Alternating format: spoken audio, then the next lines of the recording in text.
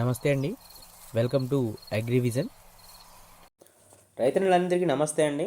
మన తెలుగు రాష్ట్రాల్లో మిరప సాగు చేసే ప్రతి రైతుకి ఎదురయ్యే అతిపెద్ద సమస్య ముడత. అయితే ఈ ముడత ఎన్ని రకాలు, ఇది ఎలా వస్తుంది, దాన్ని ఎలా కంట్రోల్ చేయాలి, ఇవన్నీ ఈ వీడియోలో చూసుకుందాం. ముఖ్యంగా మిరపలో ముడతను ప్రధానంగా 3 రకాలుగా గుర్తించవచ్చు. ఒకటి పై ముడత, రెండోది కింది ముడత, దానితో పాటు ఇంకోటి బొబ్బర ముడత.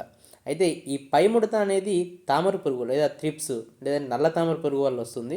సాధారణంగా ఈ తామర పురుగులు ఎఫెక్ట్ చేయడం వల్ల దొన్నెలాగా తయారై పైకి ముడుచుకుంటాయి ఆకులు. దాంతోపాటు కొద్దిగా ఆకులు కూడా ఎరుపు రంగులో కనబడతాయి. అదేవిధంగా కింది ముడత, ఇది నల్లి లేదా మైట్స్ వల్ల వస్తుంది. ఈ కింది ముడత వల్ల బోర్లేసిన పడవ షేప్లో ఆకు అనేది కిందికి ముడుచుకుంటుంది. అదేవిధంగా ఆకు వెనక భాగం కొద్దిగా రాగి రంగులో కనబడి పెలుసుగా ఉంటుంది ఆకు. దాంతోపాటు బొబ్బర ముడత, ఈ బొబ్బర ముడతనే వైరస్ అని కూడా అంటాం, లీఫ్ కర్ల్ వైరస్ అంటారు. ఇది ముఖ్యంగా తెల్లదోమ ద్వారా వ్యాపించే వైరస్. ఒక మొక్క నుంచి ఇంకో మొక్కకి ఈ తెల్లదోమ ద్వారా అటాక్ అయింది అన్నట్టు. ఆకులు చిన్నగా అయిపోయి మొక్క ఎదుగుదల ఆగిపోయి గజ్జి ముడత లేదంటే బొబ్బర ముడత, గుబ్బు ముడత రకరకాల పేర్లతో పిలుస్తారు. అయితే ఈ 3 రకాల ముడతలు కూడా సాధారణంగా మన తోటల్లో కనబడినప్పుడు ఉధృతిని బట్టి మనం రకరకాల కాంబినేషన్స్ కలిపి స్ప్రేయింగ్ చేసుకోవాలి.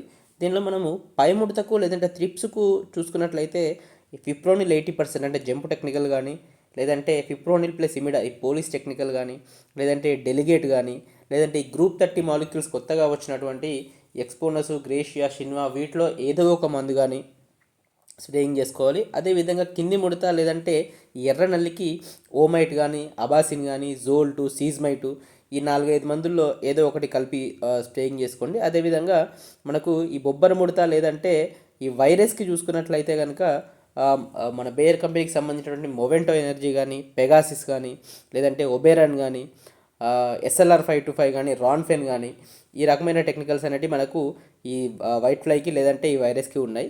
ఈ పైన చెప్పిన టెక్నికల్స్ ఏవైతే ఉన్నాయో వీటిని మన చేలో ఉన్నటువంటి లేదంటే మన తోటలో ఉన్నటువంటి పురుగు యొక్క ఉధృతిని బట్టి, లేదంటే మనకు పై ముడుతుందా, కింది ముడుతుందా, బొబ్బర ముడుతుందా, ఈ ఉధృతిని బట్టి మన కాంబినేషన్ అనేది సెట్ చేసుకోవాలన్నమాట. వాటిలో నుంచి ఏదో ఒక మంచి కాంబినేషన్స్ మనం తీసి స్ప్రేయింగ్ చేసుకుంటే ఇవి మనకు కంట్రోల్లో ఉంటాయి.